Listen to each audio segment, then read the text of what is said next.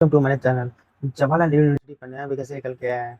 तो बात करते हैं ग्रुप ए की वैकेंसी पर कौन से पोस्ट निकले। तो जैसे सभी एग्जीक्यूटिव इंजीनियर पे निकला है, एग्जीक्यूटिव इंजीनियर सिविल पे निकला है, असिस्टेंट लाइब्रेरी पे निकला है, असिस्टेंट रजिस्टर पे निकला है, पब्लिक रिलेशन ऑफिसर पे निकला है, रिसर्च ऑफिसर पे निकला है, सिस्टम एनालिस्ट पे निकला है, क्यूरेटर पे निकला है। और बात करते हैं ग्रुप बी में सेक्शन ऑफिसर पे निकला है, प्राइवेट सेक्रेटरी पे निकला है, सीनियर असिस्टेंट पे निकला है और कंप्यूटर ऑपरेटर। अब जैसे तो बहुत सारे वैकेंसी निकले। ग्रुप सी पे आया है दोस्तों सेमी प्रोफेशनल असिस्टेंट का आया है, असिस्टेंट मैनेजर का आया, सर्टिफिकेट असिस्टेंट का आया। तो आप दोस्तों अपने हिसाब से आप देख लीजिए कौन कौन सा वैकेंसी निकल के आया है। और बात करते हैं इसमें एज लिमिट, 45 एज तक इसमें आप दे सकते हैं, फॉर्म भर सकते हैं। तो इसमें एज का तो कोई बात ही नहीं दोस्तों। और बात कर सीधे आप एलिजिबिलिटी क्राइटेरिया की दोस्तों की कौन कि इस पर कौन कौन। और बात करते हैं सबसे पॉपुलर वैकेंसी इसमें जूनियर असिस्टेंट का निकल के आया, 46 वैकेंसी है इसमें निकल के आया दोस्तों। अब 200 वैकेंसी बढ़ेगा। और बात करते हैं स्टेनोग्राफर की, इसमें 20 वैकेंसी निकल के आ रहा है दोस्तों। तो बात चलिए आगे बढ़ते हैं इसमें कि आप कौन कौन सी एलिजिबिलिटी क्या है। और इसमें एमटीएस में भी निकल के आया वैकेंसी। टोटल में 15 वैकेंसी निकल के आया दोस्तों। तो बात करते हैं आगे कि क्या एलिजिबिलिटी क्राइटेरिया। तो बात करते हैं एग्जीक्यूटिव इंजीनियर की, जो इलेक्ट्रिकल पर उसका बी बी टेक आपके पास होना चाहिए। इंजीनियर से 55% मार्क्स के साथ आपके पास होना चाहिए। और उसमें सिविल की बात करें, सिविल में आपको बी बी टेक होना चाहिए आपके पास 55% मार्क्स के साथ। और इसमें बात करते हैं उसमें कम से कम 10 ईयर्स तक रेगुलर एक्सपीरियंस होना चाहिए। असिस्टेंट लाइब्रेरी का बात करें, असिस्टेंट लाइब्रेरी पे आपको कम से कम मास्टर डिग्री आपके पास होना चाहिए 55% के साथ। और आपके पास लाइब्रेरी का नॉलेज होना चाहिए दोस्तों। फिर बात करते हैं आगे की असिस्टेंट रजिस्टर का आपके पास मास्टर डिग्री होना चाहिए आपको 55% मार्क्स के साथ। और उसमें पब्लिक रिलेशन ऑफिसर का मास्टर डिग्री आपके पास 55% मार्क्स के साथ। और उसमें 5 साल एक्सपीरियंस आपके पास होना चाहिए। और बात करते हैं रिसर्च ऑफिसर की, रिसर्च ऑफिसर तो मास्टर डिग्री खोज रहा है दोस्तों 8 ईयर्स एक्सपीरियंस के साथ, 55% मार्क्स खोज रहा है दोस्तों। फिर बात करते हैं सिस्टम एनालिस्ट की, बी टी कंप्यूटर साइंस में होना चाहिए। और 5 साल का एक्सपीरियंस आपके पास होना चाहिए Java C plus plus maths Oracle के साथ। या फिर आपके पास एम टेक कंप्यूटर साइंस में है तो आप फॉर्म भर सकते हो। 3 साल का एक्सपीरियंस मांग रहा है जावा सी प्लस प्लस एक्सेट्रा वगैरह। क्यूरेटर का देख सकते हैं मास्टर डिग्री को 55% मार्क्स के साथ, बैचलर डिग्री इंजीनियरिंग और पीएचडी साइंस होना चाहिए। तो इंजीनियरिंग 60% मार्क्स के साथ होते हैं। 8 ईयर्स का एक्सपीरियंस आपके पास होना चाहिए।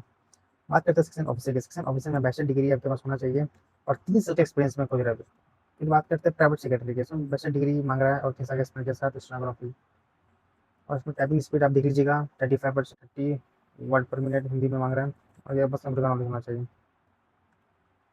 और बात करते हैं सीनियर असिस्टेंट के, सीनियर असिस्टेंट में बैचलर डिग्री होना चाहिए किसी भी यूनिवर्सिटी और इंस्टीट्यूट से।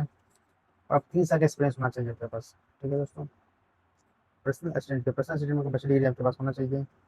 और आपको कम से कम स्टेनोग्राफर में इंग्लिश हिंदी में इसका मिनिमम स्पीड आपको 100 होना चाहिए दोस्तों पर मिनट।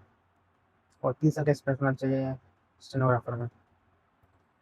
बात करते हैं प्रोफेशनल असिस्टेंट की, जिसमें मास्टर डिग्री होना चाहिए लाइब्रेरी में और कम से कम 2 साल का एक्सपीरियंस मांग रहा है दोस्तों। या फिर बैचलर डिग्री आपको लाइब्रेरी में है तो बस कम 3 साल का एक्सपीरियंस आपके पास होना चाहिए दोस्तों। आपको कंप्यूटर का नॉलेज होना चाहिए। जूनियर इंजीनियरिंग सिविल का आपको मांग रहा है बी टेक सिविल होना चाहिए दोस्तों, कम 1 ईयर एक्सपीरियंस के साथ। अगर बस डिप्लोमा भी है तो फिर भी आपको 3 साल का एक्सपीरियंस मांग रहा है दोस्तों। कंप्यूटर ऑपरेटर की बात करते हैं, कंप्यूटर ऑपरेटर में बी टेक हमारा कंप्यूटर साइंस है, 50 मार्क्स के साथ परसेंट के साथ। और 5 साल का एक्सपीरियंस आपके पास होना चाहिए।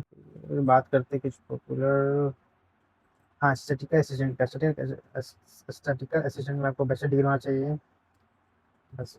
और या फिर आपके पास बैचलर डिग्री मैथमेटिक्स में होना चाहिए, 1 सब्जेक्ट के पास होना चाहिए। फिर बैचलर डिग्री में इकोनॉमिक्स होना चाहिए, या बैचलर डिग्री कॉमर्स में 1 सब्जेक्ट आपके पास होना चाहिए स्टैटिकल का। फिर असिस्टेंट का मांगे, असिस्टेंट में आपको बैचलर डिग्री होना चाहिए किसी भी यूनिवर्सिटी इंस्टीट्यूट का, बैचलर डिग्री होना चाहिए और 2 साल एक्सपीरियंस के साथ मांग रहा है। इसमें भी आपका स्पीड लीजिए 35 वर्ड पर मिनट मांग रहा है दोस्तों, हिंदी में 30 मांग रहे हैं।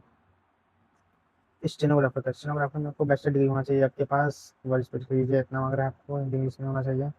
फिर आपके पास कंप्यूटर का नॉलेज होना चाहिए। फिर आपको स्किल टेस्ट में आपको इसमें होगा, एग्जाम के बाद आपको दिया जाएगा अलग से स्किल टेस्ट में, आपको उसमें पहले क्वालिफाई करना पड़ेगा। फिर लेबोरेटरी असिस्टेंट को बैचलर डिग्री मांग रहा है 2 साल का एक्सपीरियंस के साथ। फिर ड्राफ्टमैन का डिप्लोमा आपके पास होना चाहिए 50% के साथ।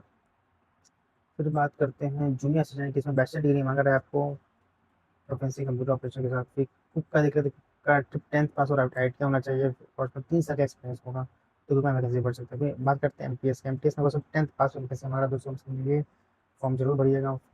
मेस हेल्पर का दोस्तों 10th पास मांग रहा है 3 ईयर्स ऑफ मेस हेल्पर के साथ। फिर लेबोरेटरी अटेंडेंट का दोस्तों सिर्फ 10+2 मांग रहा है तो अभी फॉर्म भर सकते हैं। फिर बात करते हैं एनिमा टेंडेंट की, इसमें 12 मांग रहा है 3 साल एक्सपीरियंस के साथ। ग्राउंडमेंट का 10th मांग रहा है 3 साल एक्सपीरियंस के साथ। अब बात है दोस्तों तो फीस। फीस इसमें यूआर ईडब्ल्यूएस ओबीसी का 1500 मांग रहा है, एससी एसटी का 1000 मांग रहा है दोस्तों, बीडब्ल्यूडी का नहीं।